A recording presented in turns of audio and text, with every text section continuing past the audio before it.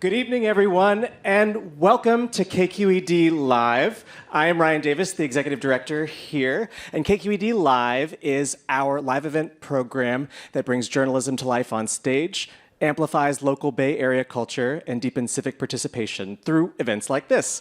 And I would like to begin by thanking everyone in the House who is a supporter of KQED. We're very grateful for a community that supports our mission of civic and cultural engagement. And if you are not yet a KQED member, you can learn how to become one at kqed.org/donate. And then I would like to thank our season sponsors of KQED Live, their Berkeley Rep, Comcast Business, the San Francisco Symphony, and SF MoMA. They make everything that we do here possible, and we're very grateful for that support. And we're most grateful for exquisite partners like Litquake. And I'm so blessed to be on this stage with Nora Peel, the executive director of Litquake, to introduce our event this evening.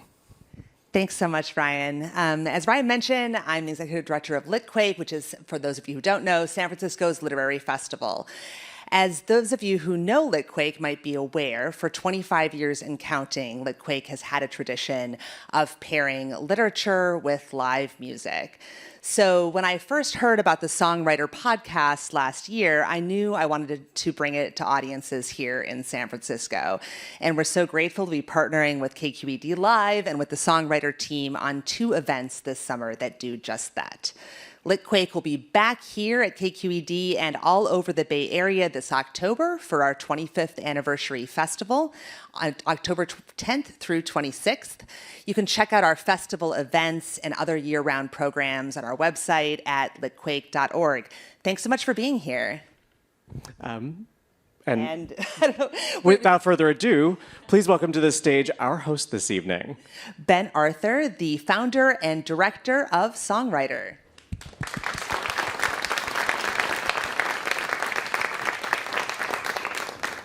Hello, and thank you so much for being here for this live recording of the SongWriter podcast. SongWriter turns stories into songs. So every episode has an author telling a story. Tonight, that will be Susan Orlean. And a songwriter performs a song in response, a brand new song, and tonight that will be San Francisco's own Dianna Gameros. And we have something else for you tonight. Templeton World Charity Foundation invited me to apply for a grant earlier this year, and essentially what they said was, you do the thing you do, and then do the stories about elements of human flourishing, which sounded nice. A lot of stories are about forgiveness and caregiving and empathy. And tonight, it will be about animal intelligence. So we'll also be talking with a researcher, a primate researcher from Berkeley, Dr. Laura Simone Lewis, who some of you may not be familiar with yet. We'll get you clapping for her later. In any case, I want to tell you about all the extraordinary people on stage, but also one of the underlying philosophical parts of SongWriter is actually an invitation to you, to everybody, in fact, to take part in art as a practice. So tonight you will repeatedly be invited to take part in this, because I believe art is a practice like yoga, which is to say, you play a gig like this, these musicians, and afterwards someone will come up to you and they'll have a very specific question about the type of guitar you play. And you'll say, oh, are you a musician? And they'll say, no, I'm not a professional. Nobody pays me to do that. And this sort of toxic association of money and the practice of art is something that I am arguing against. So again, I will be asking you repeatedly to take part, and this very first thing that I'm inviting you to take part in is what I call a breathe along. It's like a sing-along, except there'll be a part in the chorus. It will be obvious to you when it comes, where I'll invite you to take a deep breath. Let me grab my guitar. Also want to introduce the band. We've been calling ourselves the San Francisco Chronic. Dan Fabricant on bass. Yes! Julie Wolfe on accordion, piano, and vocals. And in her San Francisco debut, my daughter, Ruby Arthur. Later, if you guys are really nice, we'll show you the matching tattoos that we got here this weekend, or this week. Okay, so this song is called Abide, and I wrote it for my wife, who's watching on live stream at home, and I hope you enjoy it.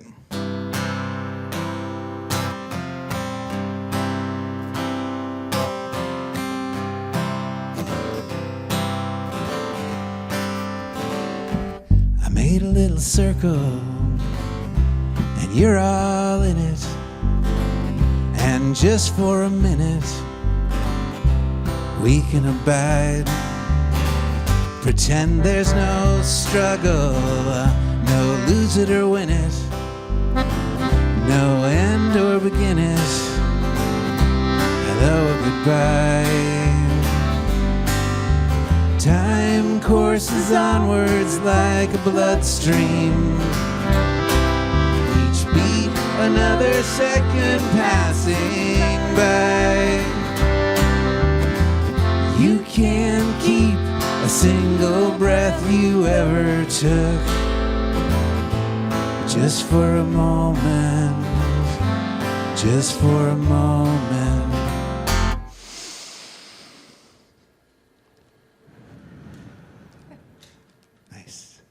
We can try. Some days I feel like we're all the same thing. The illusion's amazing. God's pointless plan. It isn't if I'll be a part of the snakes and opossums, the leaves and the blossoms. It's only the when. Time courses onwards like a bloodstream. Each beat, another second passing by. You can't keep a single breath you ever took. Just for a moment, just for a moment.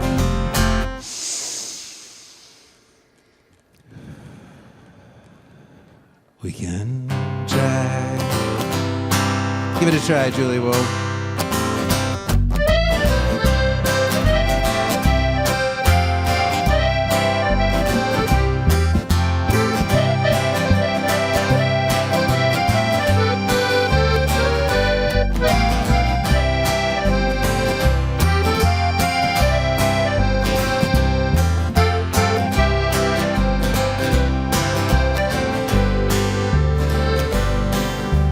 Time courses onwards like a bloodstream. Each beat, another second passing by. You can't keep a single breath you ever took. But just for a moment, just for a moment, just for a moment.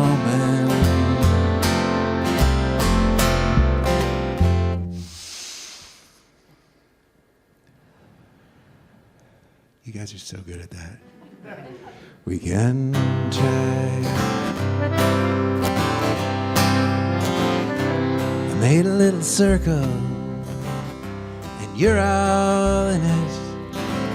And just for a minute, we can abide.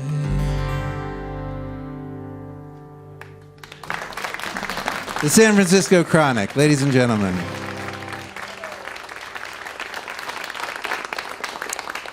Okay, so here's what's going to happen tonight. We're going to play another song, and then I'm going to invite Susan Orlean to come up. She's going to tell you a story from her recent book on animals about homing pigeons. After that, Dianna Gameros is going to come up on stage and play a brand new song that no audience in the world has ever heard, and it's gorgeous. And then Laura Simone Lewis is going to come up. We're going to talk a little bit about her research. We're going to have a little question and answer with you guys, with Susan and Diana and Laura. And then I'm going to invite you guys again to take part and to tell some stories to us if you're interested. And we have some prizes to tempt you to take part too. But I wanted to tell you that this evening is really special to me because about 7 years ago in a hotel room in San Francisco, I sat down with Susan Orlean and I had this idea for a podcast and I wasn't sure exactly what it would look like. And I asked her if she'd just tell me a story and I'd record it. And my plan was for the first episode to write the song myself, because it's a scary thing to ask an artist to not only take a story from often an author that they really love, because that's part of the fun, is connecting people who are in love with each other's work, but to do it on sort of like a time scale where they have to deliver.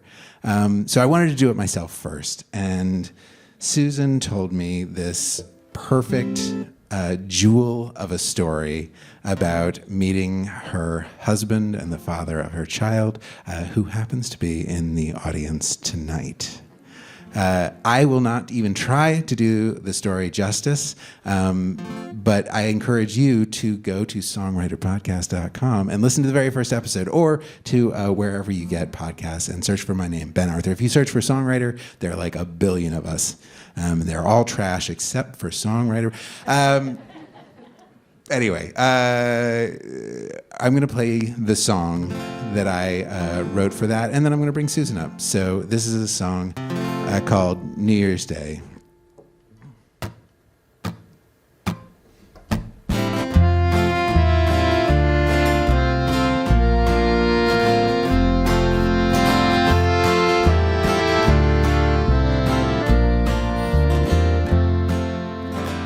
Retreat on worn-out feet, I ran down to the temple, pretending I don't care, embarrassed, plain and simple.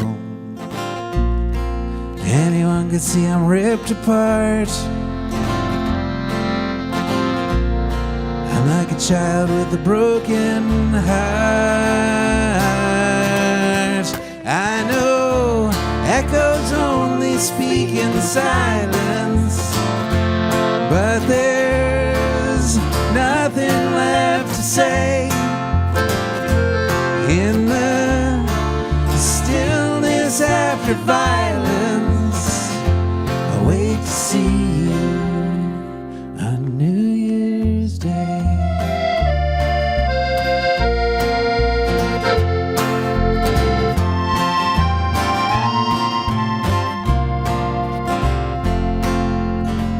I'm wrong habitually, it's my standard starting place. Bold steps inevitably proceed falling on my face. It's practically a form of art, titled, You Too Can Have a Broken Heart. I know echoes only speak in silence, and there is nothing left to say. In the stillness after violence, I wait to see you on New Year's Day. On New Year's Day.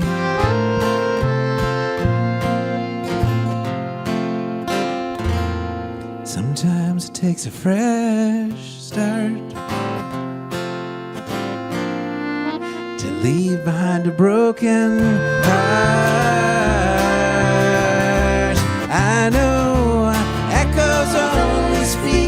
silence, but there's nothing left to say.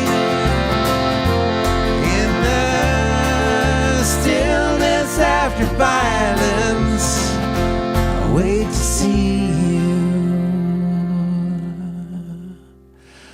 on New Year's Day.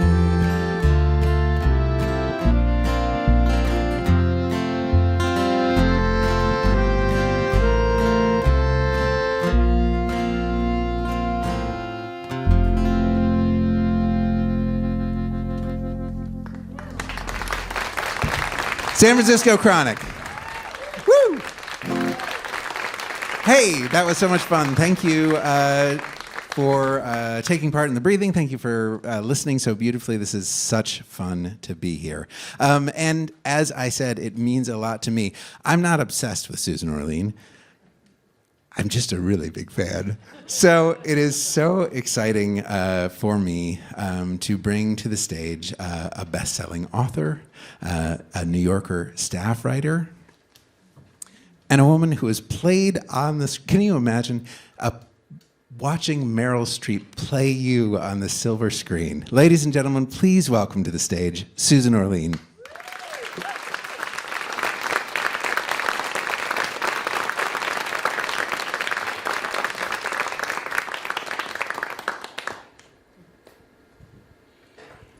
Thank you. I am really happy to be here, and thank you for joining us. And I say that even though it's too cold here, and I'm going to leave soon to go to sunny Southern California because this is too much for me. I'm ashamed, actually. I'm from Ohio. I shouldn't be complaining about the weather. I'm so delighted to be here talking about Little Wing. And what I want to talk about really is two things that are very important in this story.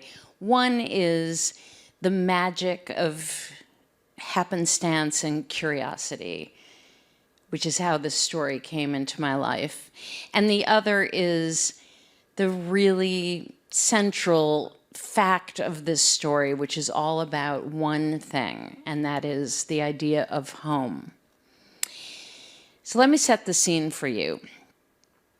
I was living in Boston. I had a lovely dog, and I would take my dog for a walk at a little park in South Boston near my apartment.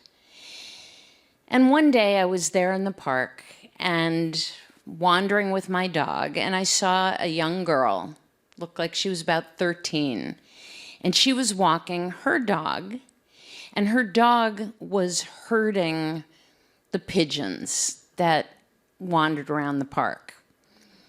And as somebody who is compulsively friendly, I greeted her, and I said, "Your dog must be very sad when you get home because you don't have pigeons for your dog to herd."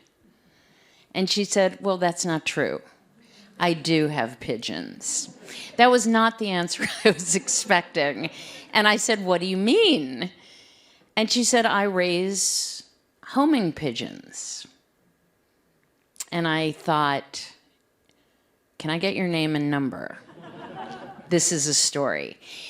The reason that it struck me is that, first of all, I didn't know anyone still raised homing pigeons. I thought of it as something people did in the 1950s on rooftops in Brooklyn, and that it was a sport or a hobby populated by middle-aged men in undershirts, not 13-year-old girls who were bright-eyed and articulate.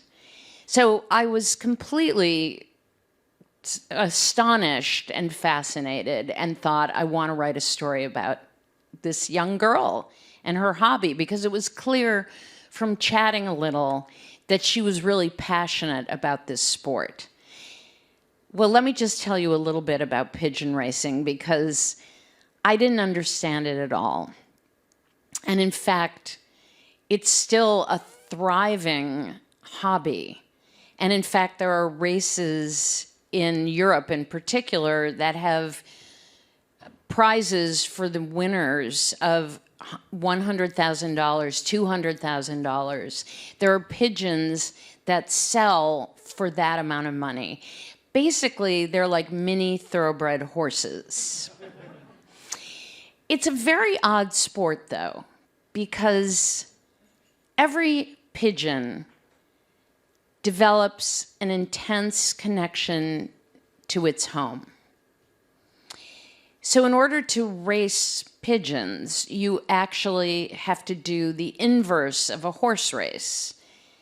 You take all the pigeons who are going to participate in the race, you take them 100, 200 miles away, and you release them all at once, and they each head to their individual homes. And when they get to their home, they register their time, and the winning pigeon is, you divide the distance that it traveled by the time that it took for them to travel, because each bird is traveling a somewhat different distance. So it's a odd concept, as opposed to a horse race where you release all the horses and they all end at the same place. The thing that makes it possible to do is this phenomenon of the attachment to home.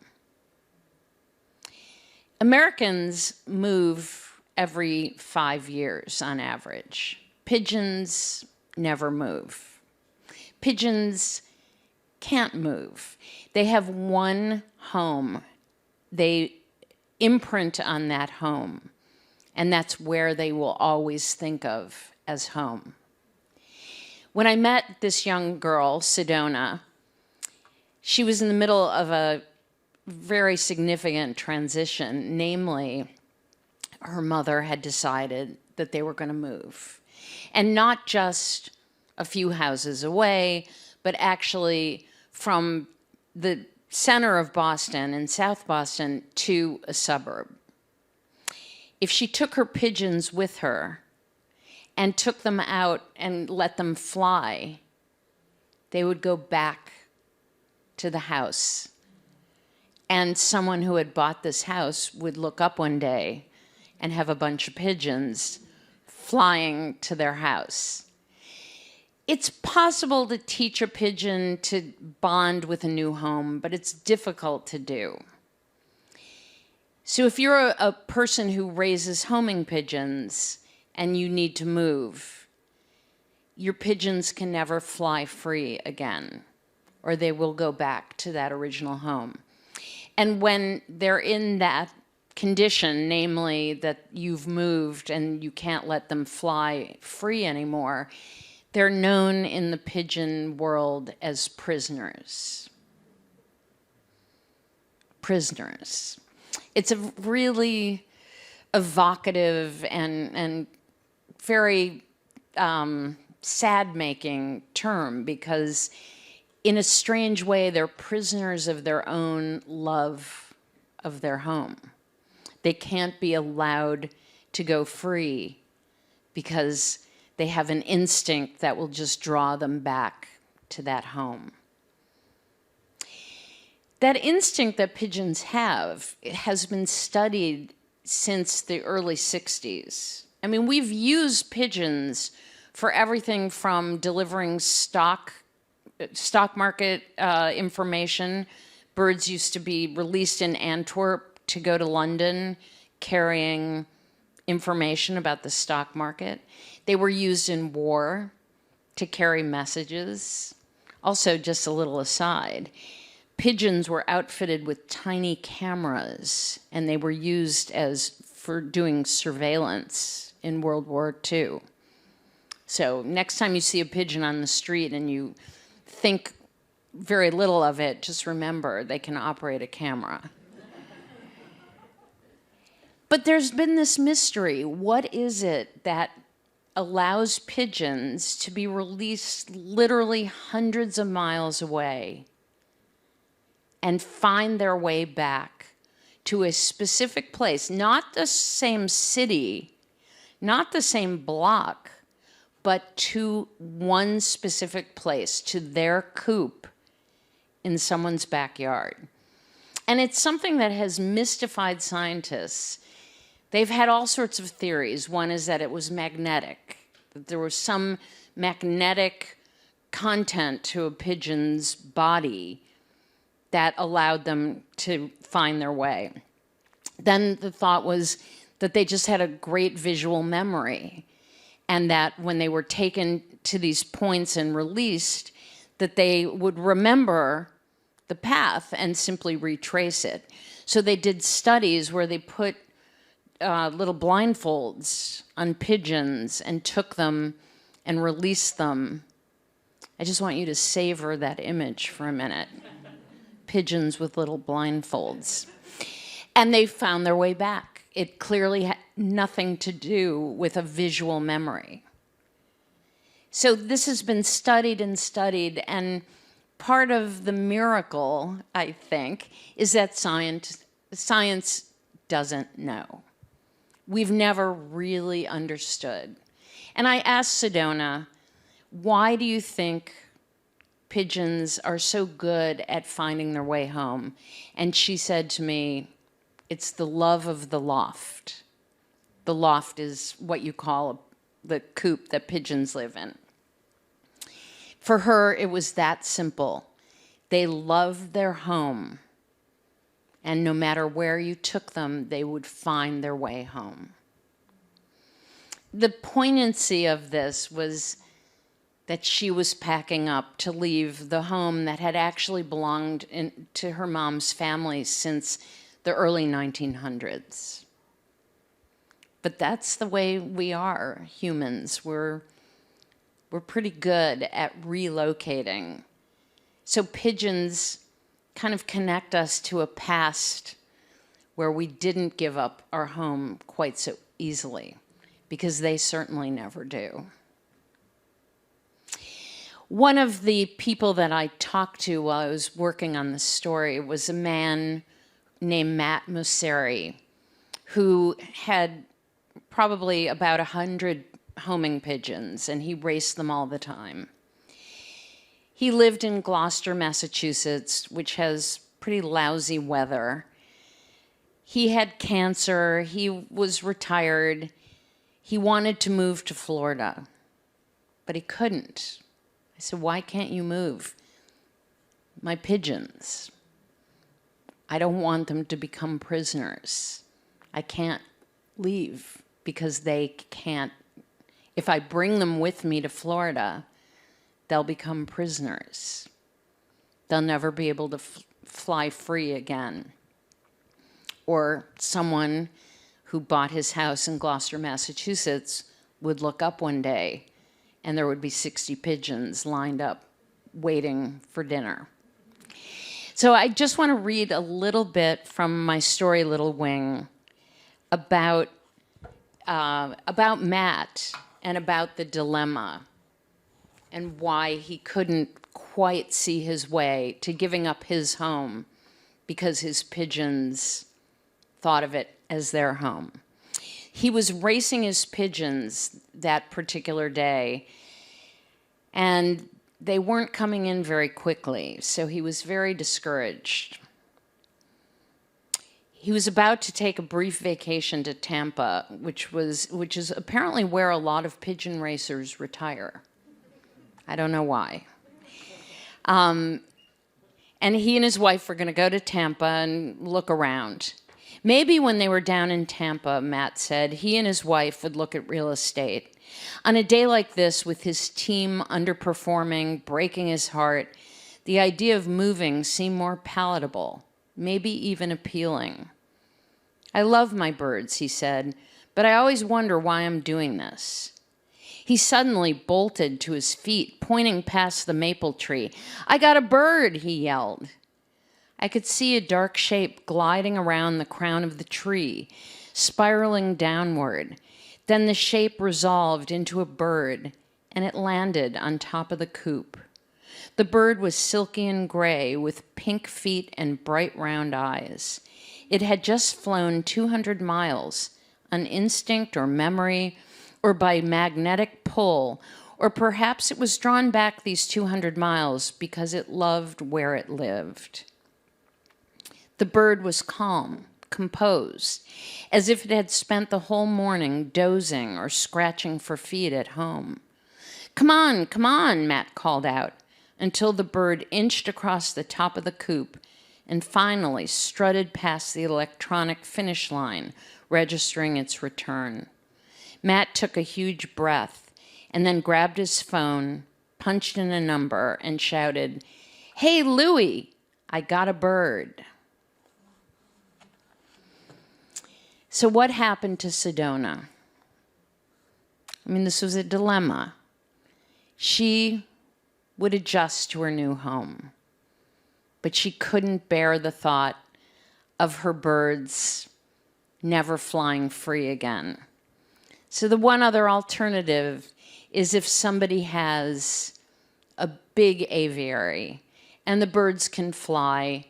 They can't be let loose. They can't go out into the world the way they're used to, but they can fly. So she took a, I think, pretty altruistic attitude towards them, which is instead of asking them to move to a new home, she gave them to people who lived nearby, who had big aviaries, where the birds would never fly free again, but they wouldn't quite be the prisoners shackled to a little coop, never to fly. And maybe eventually they would learn a new home, just the way we do, and just the way she did. Thank you.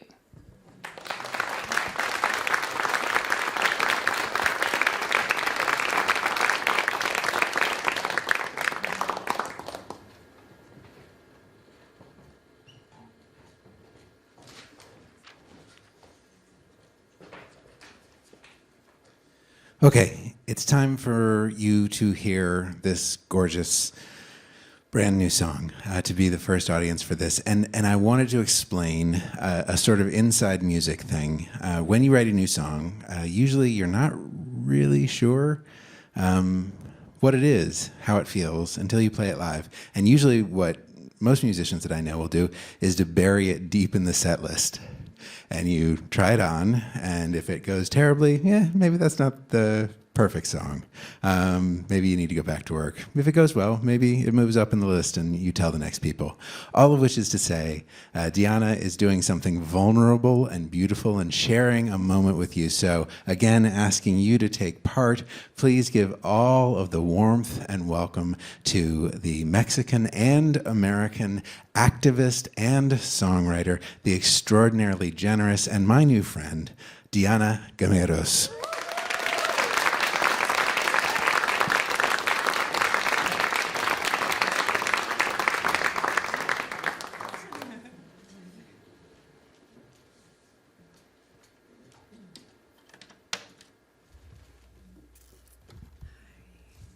Hola, buenas noches. Hello. When Ben asked me if I wanted to write a story about a strong sense for home, I'm like, oh yeah, you chose the right person. I've been writing songs about this theme of home, of longing for home, of leaving home, wanting to go back, but also wanting freedom. And I thought, that's perfect. Yes, I can really talk about that feeling of returning home. And as I read Susan Orlean's amazing essay, I started finding out little facts about these birds, and as she said, how some of these birds end up becoming prisoners, and how some of these birds have to be trained in certain ways. And I thought, I'm not sure this song is going to be about returning home. Sedona, the little 13-year-old that she spoke about, had two birds. And it is known that sometimes birds or pigeons don't always return. Some of them do get lost And according to scientists, because we think we know it all as humans, we explain that as, well, they didn't come back home because they got blown sideways by the wind or cell interference. And but as I read this story, Sedona had two pigeons that one of them was very touched to home, Stella Luna. But then there was the rebellious, probably an artist, Soleil.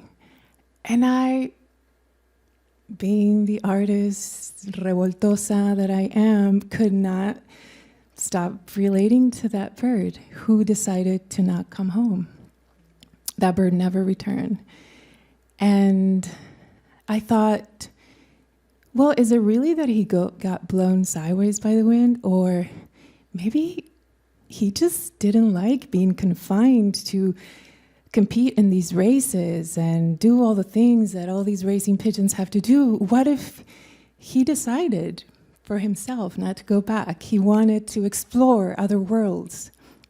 And so that's what this song is. This is what I think Soleil would tell his master if it could speak.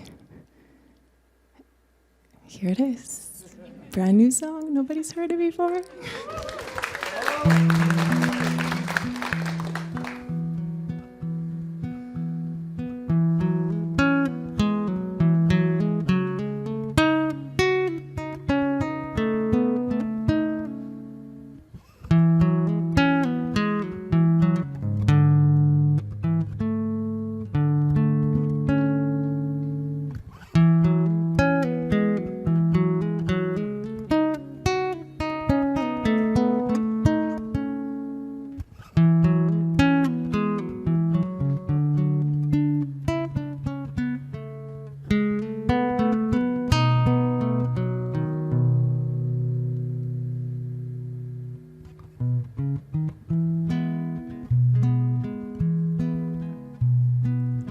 How sweet this morning.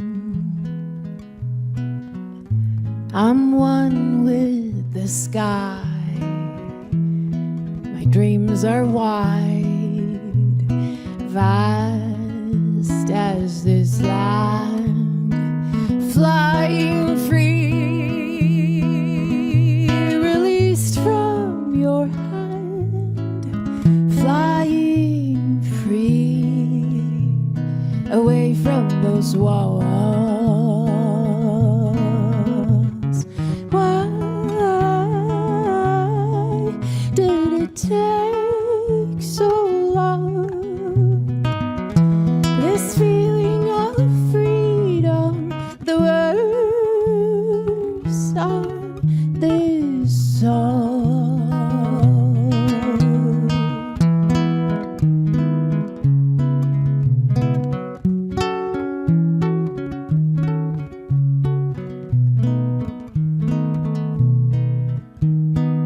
And yes, I am grateful. Please don't get me wrong.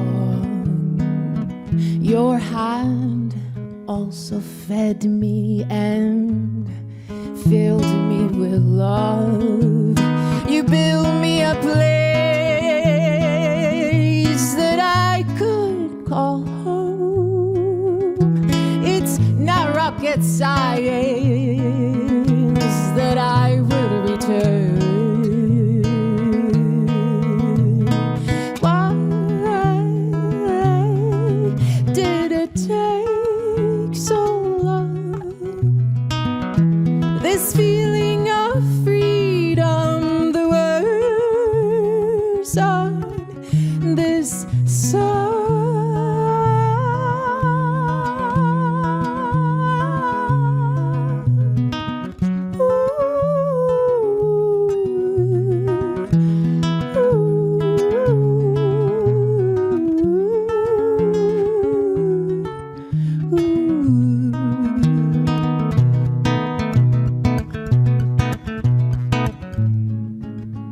I wish you would see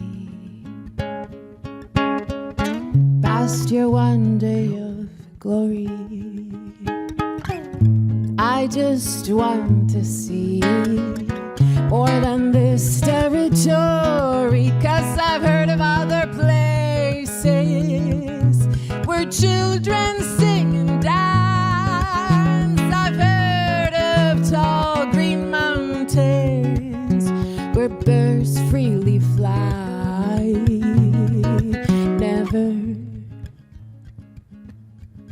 Never preoccupied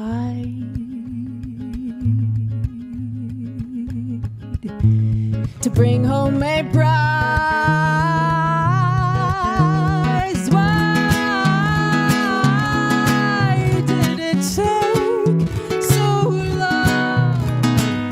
This feeling of freedom, the words on this song.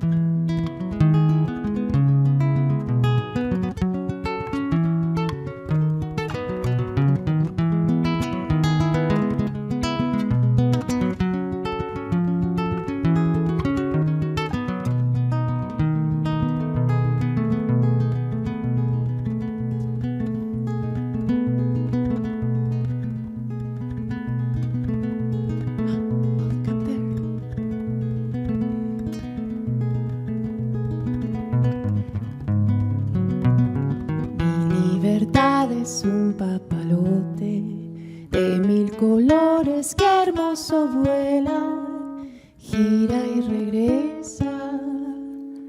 Cuánto placer arriba encuentras, pero no olvides que hay una cuerda. You may see me flying, but am I really free? Thank you so much.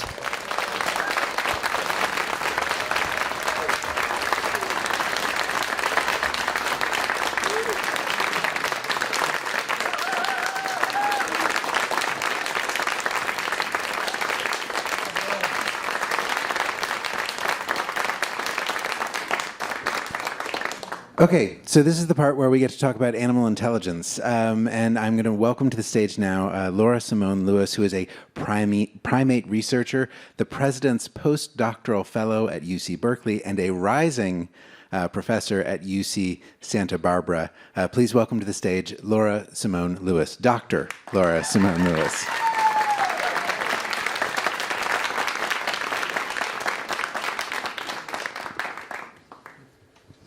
Okay, so I have heard in our conversations a little bit about your work, but the audience has not. Please tell them about your work. You actually just came back from Africa a couple of weeks ago. Yeah, that's right. Good evening, everyone. It's so nice to be here and to see all of you. Yes, so I am a comparative psychologist and an evolutionary biologist or an evolutionary anthropologist. So I study great apes, chimpanzees, and bonobos, and also humans. I study kids as well. And I'm really interested in social cognition, so how we think about our social world, and specifically how we form and maintain social relationships. So how we've evolved the abilities to do that across millions of years, and also how kids develop those abilities across ontogeny or across development in childhood. So I'm comparing chimpanzees, bonobos, and children in order to understand how they develop and evolve the abilities to think about their social relationships, form friendships, think about caregiving relationships, and things of that nature. Beautiful. When we were talking before, you told me this extraordinary thing, which seems very apropos to Susan's story, Diana's song, which is about the way that chimps and bonobos conceive of, or seem to conceive of, home. Right. Yeah, absolutely. We've been talking about home a lot. And so I think it's really interesting, first of all, to think about our own homes and to think about how we conceive of home and kind of the different layers of home, right? You can have a household, but then you can have the city of Berkeley, for example, as my home, and then the Bay Area. And you can go larger and larger. Think about Earth as our home, the Milky Way. And so chimpanzees and bonobos are our closest living relatives. They're the closest animal that lives on Earth to us. We share over 98% of our DNA with them. So we're very similar to them, and they are also very similar to each other. But there's also some really interesting differences in their socioecology, or how they conceive of their social environments and their physical environments as well. So chimpanzees, as I think most of us are familiar with, are very territorial. So they have these very strict geographic ranges. They're large geographic ranges in rainforests that have very strict borders. So there are different communities that live near each other, but they have very strict borders along the edges of their territories. And chimpanzees will even go on what we call border patrols. So they'll get very quiet, and they'll line up one by one, and then they will walk along the edge of their territory looking for neighboring communities. And if they find neighbors, if they bump into neighboring communities, or if they hear them, they can have very violent interactions with these neighbors that can even be lethal, depending on the group sizes. Bonobos, on the other hand, have a completely different story. Their geographic ranges are overlapping. So neighboring communities actually have overlapping geographic ranges. They have much more porous borders. They don't go on border patrols. And if they bump into neighbors, they can actually have what we call very pro-social or very friendly interactions. Sometimes, about 15% of the time, these interactions can be violent, but much more often, they'll have very friendly interactions with each other. They'll play together, groom together, share food, sleep and nap together, have sex with each other, and these intergroup interactions can last for days or even weeks at a time. So these intergroup parties, these big parties between communities, they're just playing with each other. I kind of think of them as block parties, right? They're playing with each other, neighbors coming in, come on in, the water's fine, for weeks at a time. And then they'll go their separate way again. And this is very different from how chimpanzees think about their home and their community and their borders, right? Their territories. So we're talking a little bit about this concept of home and whose home is whose. Who do you share your home with? This idea of porous borders. And something that I've been thinking about a lot is what does it mean to have very strict borders and territories? What does it mean when you have these borders or edges that you can't cross? And if you do, there may be some violent interactions, right? I think it's very relevant to our lives today to think about as humans, right? Where we have borders, we often have violence. And in places, for example, like the EU that has much more porous borders, for example, you see much less violence in those areas. So I've been thinking a lot about home and overlapping territories and who I'm sharing my home with, and us sharing a planet Earth home with chimpanzees and bonobos, for example. And of course, thinking a lot about these pigeons and their homing pigeons and how they're sharing homes with humans as well. Beautiful. I was saying that maybe we need to take some inspiration with our own immigration arguments in the U.S. The bonobo party is the new way forward. Giant orgies whenever. It's an idea. It's just a thought. So I want to invite our entire group of artists up here in a moment, but I wanted to tell you that we're going to talk a little amongst ourselves. I have a couple questions, but they may have questions for each other as well. And you, if you would like to ask some questions, are welcome as well. We're going to have some microphones out there. So start thinking about anything you might like to ask a specific person. Please welcome back to the stage Diana Gameros and Susan Orlean.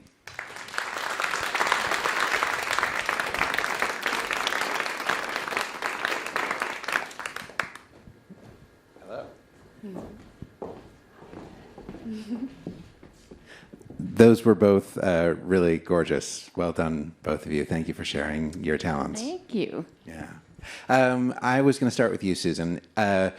Many years ago, we had a conversation about writing and about your, what I think of as an almost preternatural ability to find extraordinary stories and tell them in this extraordinarily compelling way.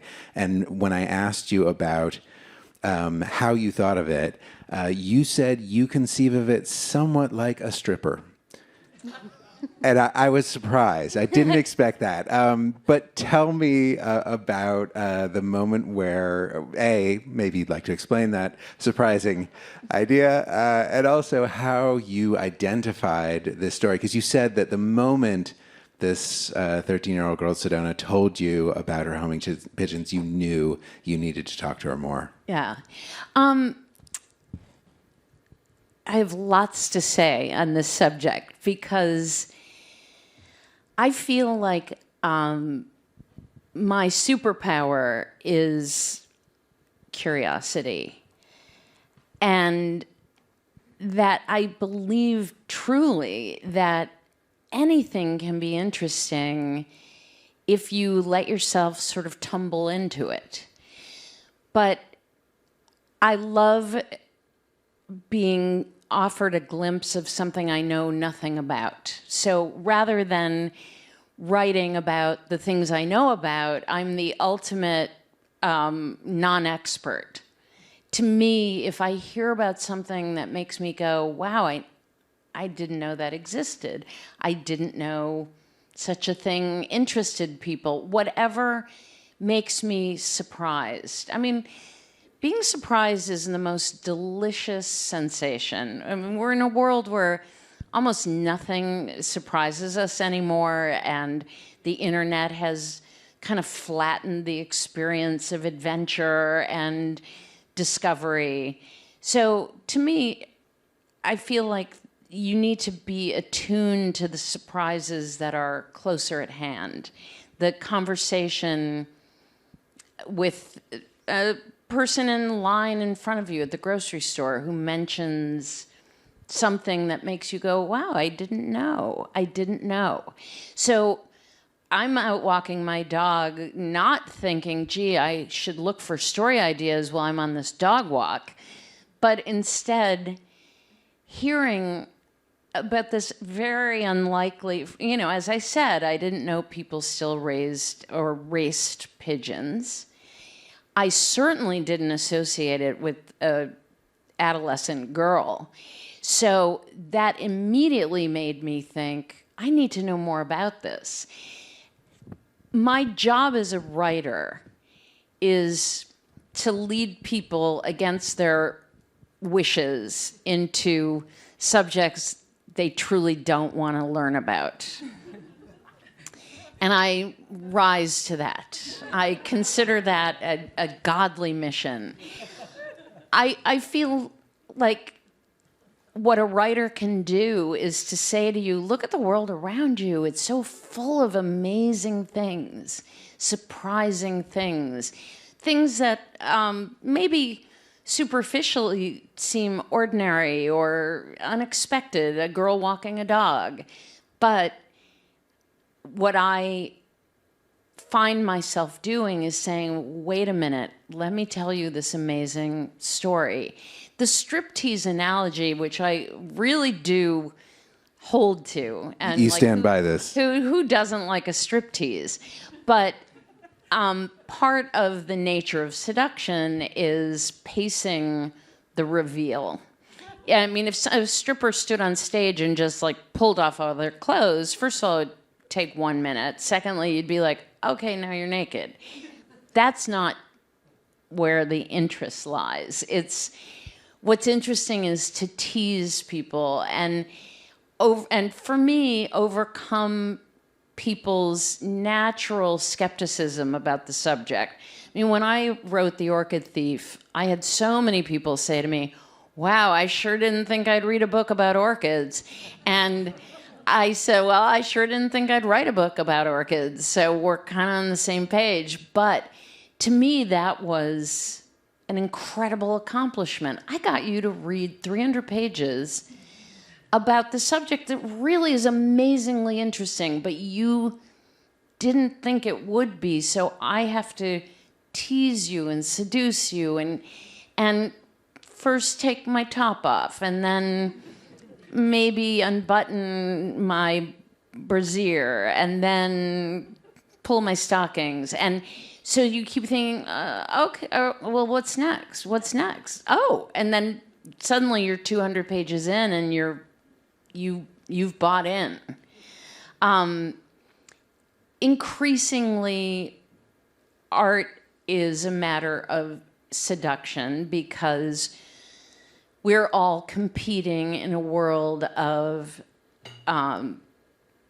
a kind of fire hose of imagery and information and sound, and we've all developed these hair trigger attention spans. So to get people to truly settle into a subject they didn't initially think they needed to know about, I'm sorry if I'm going on too long, but it's just, I think that we're all facing that as the great challenge in bringing people to some new understanding of the world they live in. Beautiful. Dianna, that song was gorgeous. Thank you for sharing it with us. When we were talking yesterday, you talked about your two homes and the pull that you experienced between them, and you specifically explained something to me which is obvious in hindsight, but I didn't get, which is you connected it with your past as a formerly undocumented human being and the way in which this became, almost like one of those prisoner situations where you could not go home because it would endanger your status. Tell us more, and I guess all of which is to say, that song is you. Tell us about it. Yeah, in a way it is. I mean, and the same as, I kept going like this because I'm agreeing with you. I think when I think of stories, I'm an avid reader. I love stories because of that, because of the places that stories take you. And this story, your story, it's an essay, but you share with us different stories, and the way in which you share them kept me going all over the place. I relived my life as an formerly undocumented person when I couldn't, loving one home, but feeling that extremely strong sense of home for the homeland, right? For the home where I acquire my first experiences. I am originally from Ciudad Juárez, Mexico, and I lived there until I was 13. In fact, I moved away by myself. So I was 13 years old, like Sedona, and I moved to Michigan. And but so what this story brought up for me is this idea of the Golden Gate, where I had immense and still have immense gratitude for this country and for my life here. And yes, the immigrant life is hard, and yet I was reaping the benefits of being in a new land with everything that brings about. And yet there was this hardship of this sort of thing that kept me sort of like a prisoner, right? But and so I was able to connect with the birds. I was able to connect to Sedona. I was able to, it took me to different places. But then I also connected to Soleil, to the bird who said, yeah, I'm not coming back home. which in the end, I also connected to that because I left by myself when I was 13. I'm not the stereotypical story of the family that immigrates together. I decided to come to the United States. I lived with my aunt, and I wanted to learn a new language. I wanted to have a new experience. And so that journey also shaped me. And so I was able to identify with Sedona in a way because of her age and because I was an adolescent. And but in the end, the topic that resonated the most with me was to try to talk about the, the minority, the one, because we're going to be talking about the strong sense of home and the science behind why these birds go back. And I thought, let's focus on that one that didn't make it back. Why is it? By the Like way, that curiosity, too. Right. And what I found so funny is that Sedona thought she saw him. Right. That he was walking around downtown Boston. And I thought, Yes. wow, what a choice. Right. Yeah. I mean, in my story, I have the bird, idealizing Green Mountains, and because I'm more of a wild. I'm not as urban, I guess. Yeah, or he was more into the Green He was Wall. into Filene's Celtics. Basement. Yeah, totally. So we are running low on time, but I wanted to give the audience a chance to ask a question. Do we have someone in the audience who wants to raise their hand and ask a question? Do we have a microphone for this person over there? Coming along. And of course, if you would be so kind as to tell us if the question is for a particular person up here as well. Hi, thanks for giving me a chance to talk. This is in particular for Laura. And you're looking at bonobos and chimpanzees were very protective of their zone, and as opposed to the bonobos. Right. So following up on the interactions they would have, did you see that having a more robust community within the bonobos played a factor, and if so, how? Yeah, absolutely. That's a wonderful question. Yeah, I mean, primarily, bonobos from neighboring communities aren't killing each other. So their communities are living longer, they're able to grow. Sometimes they're not as big in size as chimpanzee communities. So in some ways, they're tighter knit. But I think one very important factor is there's not what we call intergroup killing. So they're not killing each other. Actually, there's never been recorded killing of one another in bonobo societies. Whereas in chimpanzee societies, they're killing each other, and that's making things very, very, very dangerous for one another. I just want to also touch upon a little bit, I think, another point connected to yours and connected to this idea of the adolescent leaving home, which is that for bonobos and chimpanzees, they also have adolescents that leave home. So when the females reach pubertal age, around 12 or 13, exactly Sedona's age and Diana's age, they will leave their what we call natal group, the group in which they're born, and they will go into the wild, into the forest, alone, to find a new home, to find a new community. This is a very, very vulnerable thing for them to do. To leave their home, to leave everyone that they know, to go into a completely new territory, potentially for them, and to try and join a new community and try and find a new home. For chimpanzees, as you can imagine, just based on your question, this is very dangerous. And the adolescent females, when they try to enter new groups, are often faced with violence. You think about, on the other hand, bonobos, who are very used to sharing space and home with neighbors, they experience much less violence when the adolescent females try and join neighboring groups. And in fact, one thing that I think is fascinating is actually bonobo adult females, when an adolescent female is trying to enter their home and their community, they will often take this adolescent female under their wing.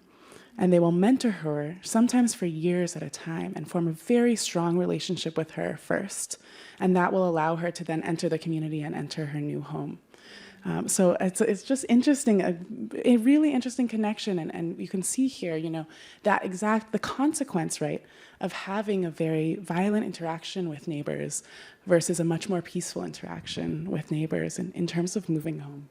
I feel like there may be a metaphor that you're drawing here between, a little something. We have time for only one more question. Who's going to ask it? Quickly, your hand. Let's see it. Yes. Sorry, I saw another person down here. Go ahead. Go ahead. Keep your hand up so the microphone goes to you. We have a question there it over is. here. Oh, okay. Yes, this is a question for Dr. Lewis as well. Okay. Is there any analogy in the bonobo or chimpanzee world to, or how they deal with asocial or antisocial or neuroatypical behavior? I love this question. That is such a wonderful question. I have been thinking about this a lot with colleagues. It is currently very, very, very understudied. I would say not at all studied. I was recently asked to join a project exploring social anxiety in chimpanzees, in wild chimpanzees and bonobos. So a friend and colleague of mine just invited me on. We're going to be writing a big grant to explore exactly what you're talking about. Because all of us who study great apes have noticed that there are certainly neuroatypical great apes out there, both in the wild, but as you can imagine, especially I work with chimpanzees and bonobos living in zoos and sanctuaries. And as you can imagine, often they are rescued. So they were in the pet trade or the entertainment industry. Actually, the first chimpanzee that I worked with, who I fell in love with, was named Kendall. And for the first 7 years of his life, he was an entertainment chimpanzee at MGM Studios, where he lived alone in a cage. After 7 years, he was rescued and he came to the North Carolina Zoo, where I met him after he had lived at the zoo for 7 years. So he was 14 years old when I had met him. But because of that early experience of being housed alone, being not with anyone from his own community, his own species, he seemed to me very neuroatypical. And in fact, they had two groups at the North Carolina Zoo, the mothers and babies group, and then all of the males. And Kendall, who was a huge male, he was huge, could only be in the mothers and babies group because he didn't quite know how to interact well with other individuals. So we don't know for sure. And it's impossible to say now. But a number of us are going to get started very soon looking into this exact question because it certainly is the case that we think that there's a number of different, personally I think he may have been on the autism spectrum, but there's a number of different kind of neurodiversity that we see in great apes and it just hasn't been studied yet. So stay tuned. Wonderful question. Thank you. Okay, we have to move on. But first, we will bid adieu and a huge round of applause for Susan Orlean and Diana Gameros. You can excuse yourselves from the stage. Thank you. Diana will be back. Okay, so next up is the part where I invite you all to take part and tell us some stories. You can get your screens out. No one ever tells you to do that at a show, do they?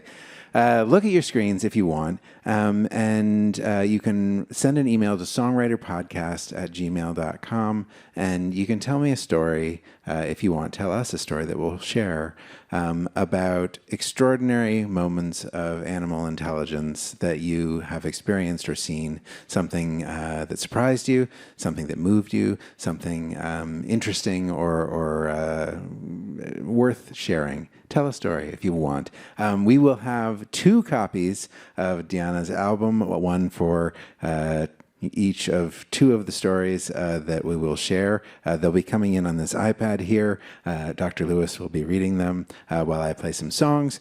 And we also have a signed copy as well of On Animals by Susan Orlean. I should say, if you don't win, Susan will be in the auditorium out there signing books. If you want, Dog-Eared Books is selling some of her books. So tell me a story. Tell us a story. Share a story, a moment of animal intelligence if you would like, and send it to songwriterpodcast@gmail.com. You've got your iPad there.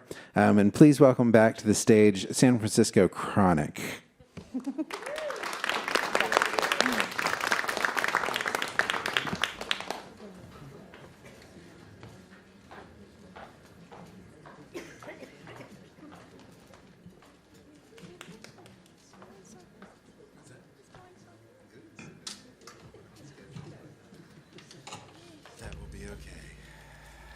Okay, so this is, I have now distracted you as is my plan, so that you are perhaps paying slightly less attention when I have to play my brand new song that I wrote in response to Susan's story.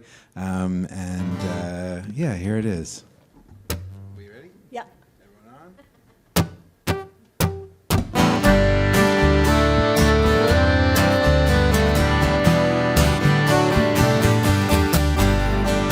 Untold miles, clouds rush by, but I can only come home. Forest aisles, lush fields lie, but I can only come home. Come home where you wait. Come home, I'm on my way. Come home, though delayed, I can only come home.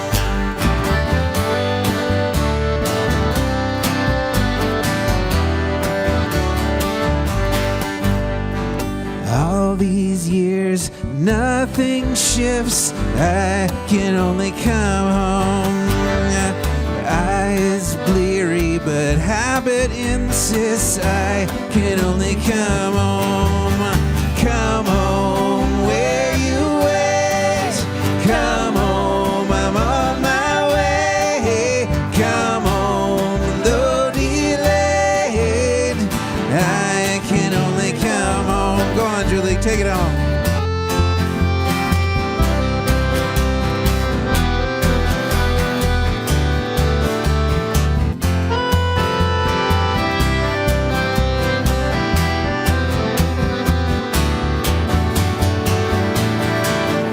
Come home where you wait. Come home, I'm on my way. Come home, though delayed, I can only come home. Yeah, I can only come home. Yeah, I can only come home.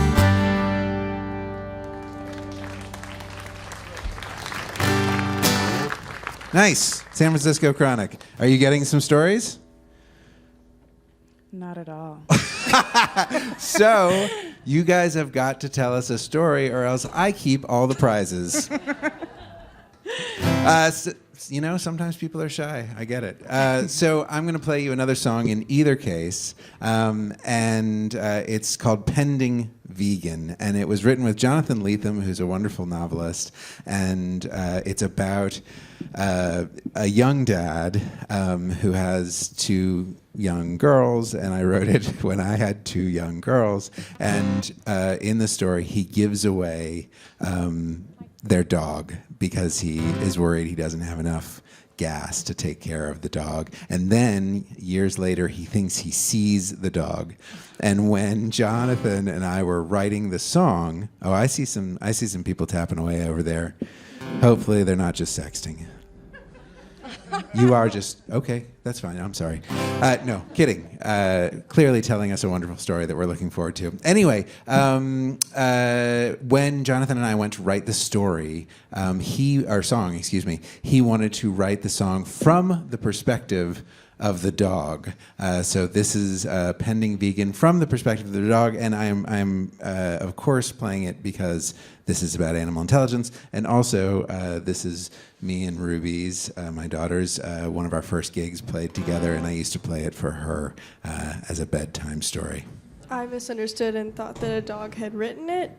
I'm very disappointed. Yeah, needless to say. She just found out. It's been hard. I'm taking it hard. Yeah. It's been, However, it has been a really lovely time in San Francisco. This is her first visit to San Francisco, which is nice. Yes, and we got our first tattoos together here in San Francisco. So if you're very good and you send us some stories, we'll show you our tattoos. Okay, so this is Pending Vegan.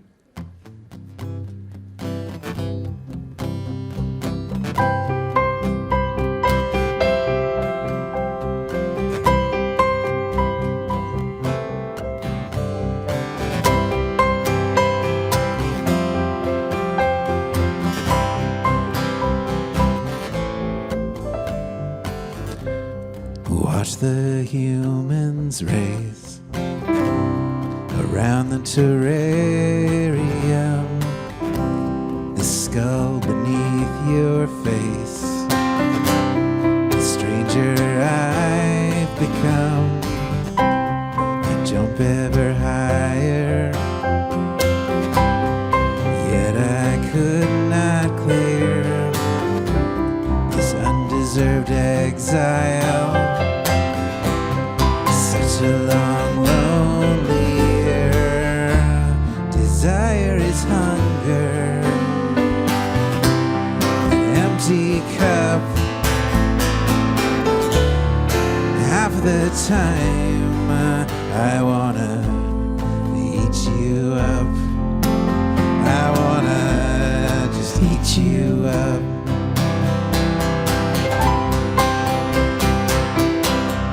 Braced for disaster, I hold their moist morsel hands, opaque human outlines. Can't even start to understand. Desire is hunger, an empty cup. Half of the time I wanna just eat you up. I wanna just eat you up.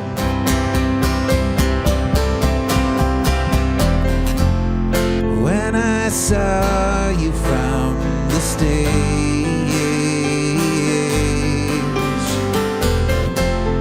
I knew hunger, love, and rage.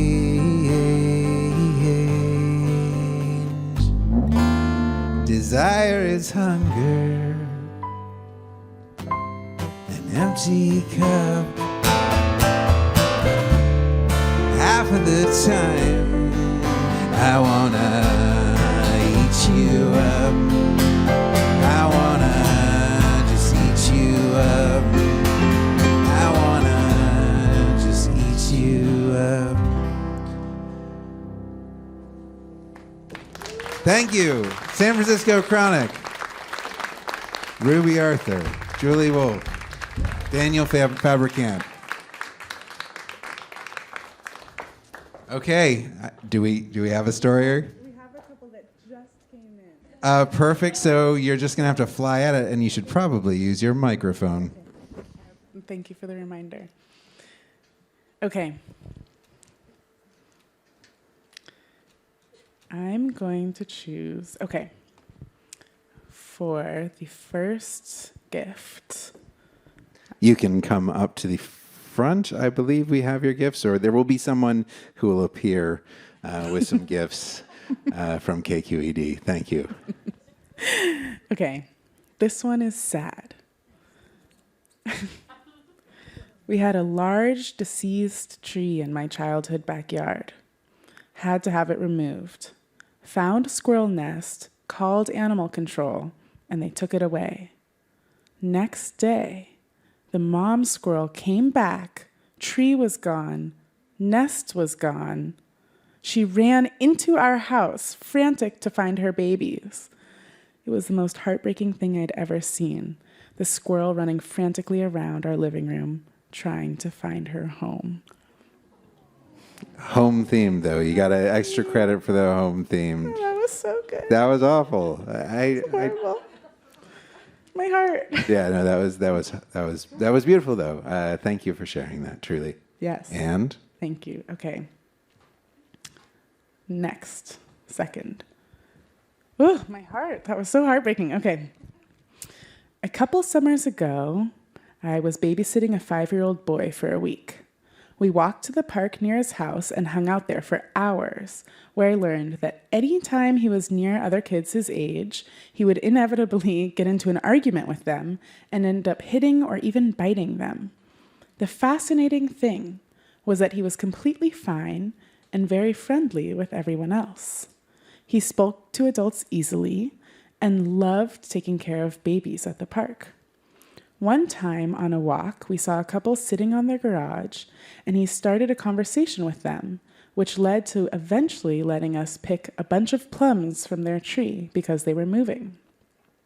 He really cared for others and was interested in them and would start conversations with anyone, but he couldn't get along with his peers. That's so interesting. It's a really good one. Interesting. And our final story of the evening, and again, thank you all for playing. It's nice. Yes, thank you. Okay, last one. Long ago on my honeymoon, I had a profound experience with an orangutan. Ooh. You know, as a person who's already said you fell in love with a chimpanzee, so, respect. Yeah. Mm-hmm. In Indonesia, at a small animal sanctuary, there was a special opportunity to volunteer. These animals were rescued off ships that were feeding the animal trade. These animals were ripped from their homes and sent to a new plan for rehabilitation and often never returned home. One day, my red-headed husband was tending to the orangutan's habitat, and the large adult male came over to inspect him. He automatically pulled up his red shirt to reveal his red, hairy belly, which resembled his own. He put his finger inside his belly button and enjoyed the experience. Maybe it was a special way to connect in a scary place away from home. My red-headed husband was lost to cancer, and I still think of him when I see orangutans, wishing he could come home. So good. Thank you all. Big round of applause to all our storytellers. And another big round of applause for Dr. Lewis. Thank you so much for everything. Absolutely. Delightful. Yeah, thank you. Stay with me.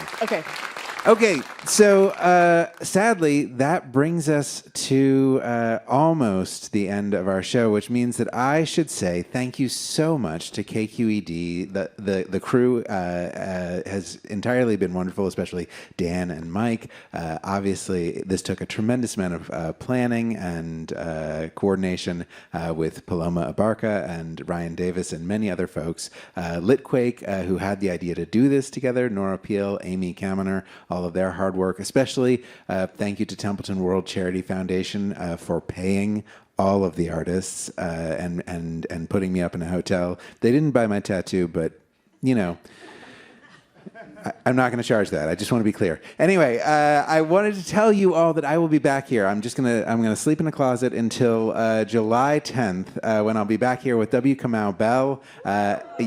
Oh yeah, there it is. And Las Cafeteras are going to be playing a brand new song. The story Kamau has is breathtaking and extraordinary. I'm really looking forward to it. I wanted to tell you that Susan will be out there in the auditorium to chat and sign books. Dog-Eared Books is selling books, so thank you to them, and please buy many things from them. Certainly stream Dianna Gameros' music and sign up for SongWriter Podcast at songwriterpodcast.com, or, of course, at any of your podcast places. You can just search for Ben Arthur. And there are Q codes out there if you just want to point your camera at it. Last, thank you so much to all of the folks who have been on stage, Dan, Julie, Ruby, Laura, Diana, and Susan. And finally, we're going to end the evening with more music from Dianna Gameros. Please welcome her back to the stage.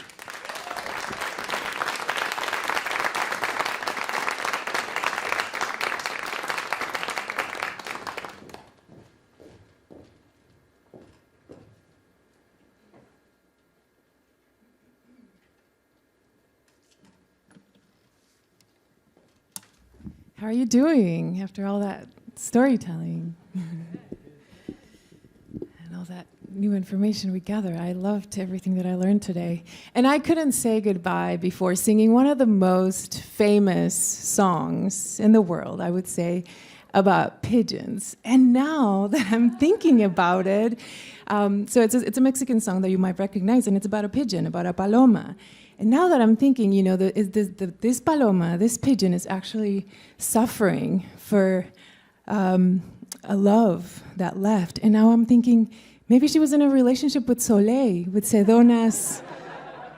I'm connecting the dots. So here it is. Sing along if you know it. Dicen que por las noches nomás se le iba en puro llorar. Dicen que no dormía, nomás se le iba en puro tomar. Juran que el mismo cielo se estremecía al oír su llanto.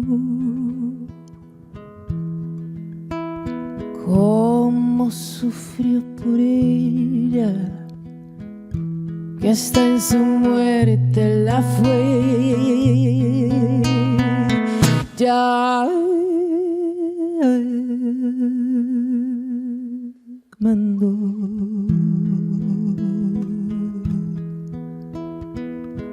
Cucurrucucú.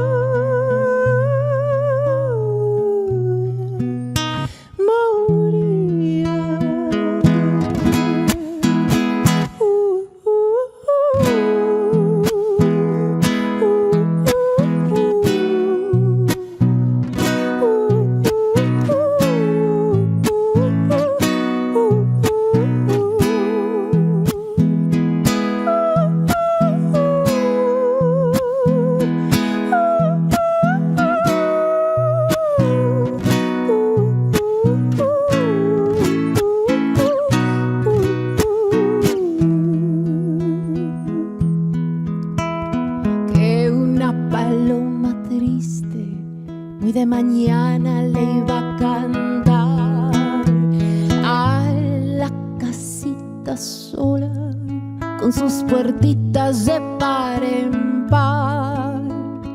Juran que esa paloma no es otra cosa más que su alma,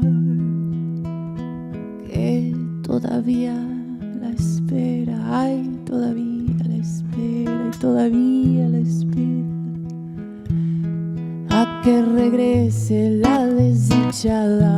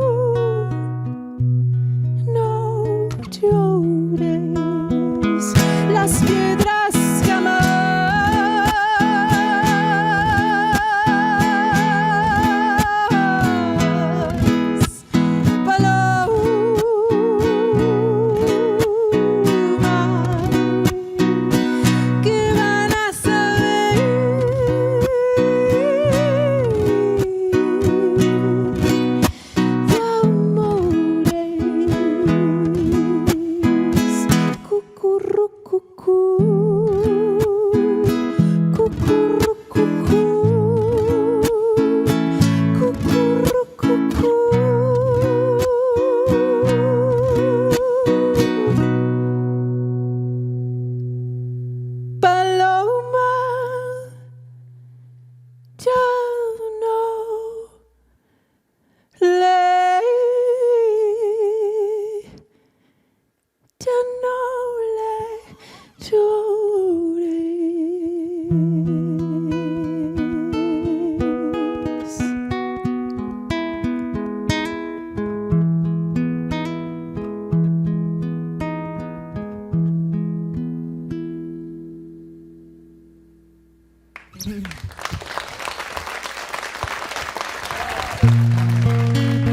Muchas gracias. And I have one more song for you guys. And it really, truly has been such a special evening. I have no words. Ben Arthur, wherever you are. Oh, there you are. Thank you so much. This has been such a beautiful journey. And meeting all these extraordinary human beings. Also, everyone who made this possible, thank you so much. We know it takes a lot behind putting on an event like this, so I am so grateful. But also, thank you. Give yourselves a round of applause, yes, because I'm hoping that we take away these stories and we make something of them. And for me, my takeaway, really the biggest one is, do I want to live in a world where we act like bonobos or like chimpanzees? And so with this song is an invitation. This was a collaboration that I did with my friends from New York, the Brilliants. And in fact, it's about this concept of building a beautiful world for everybody. Making sure that everybody has a shot at having a home that they love, having a home where they feel safe, having a home where they feel loved.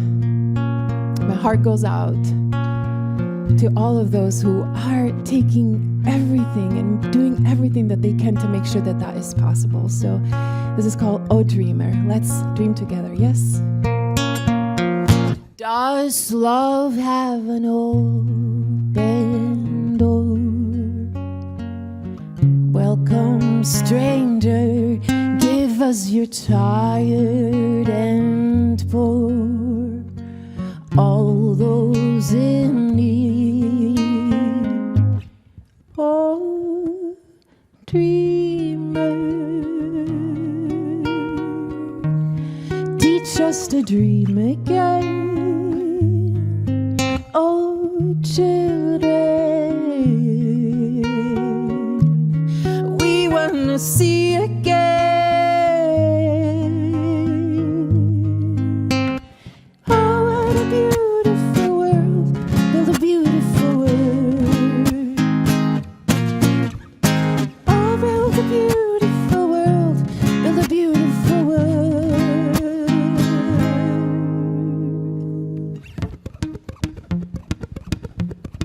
Come every weary soul, find your haven.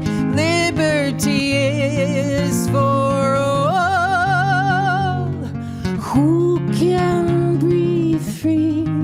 Ven si estás cansada, encuentra un refugio. La libertad es para todo aquel que pueda soñar. Oh, dreamer.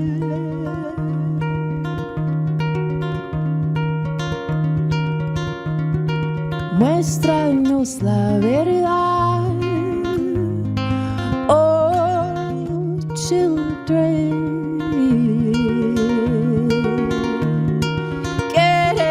La verdad. Oh, what a beautiful world. What a beautiful world. Oh, what a beautiful world. What a beautiful world. We say land of liberty, pretend equality. Let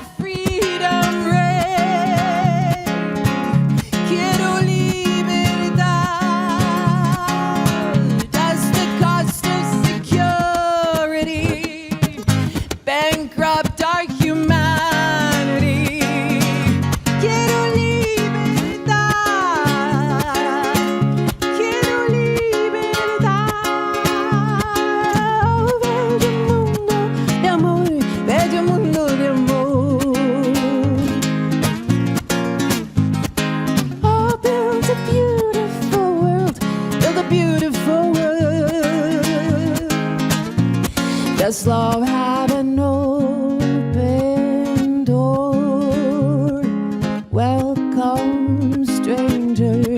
this love have an open door. All those in need. Oh, what a beautiful word. Oh, what a beautiful word. Oh, bello mundo de amor. What a beautiful word. Muchas gracias.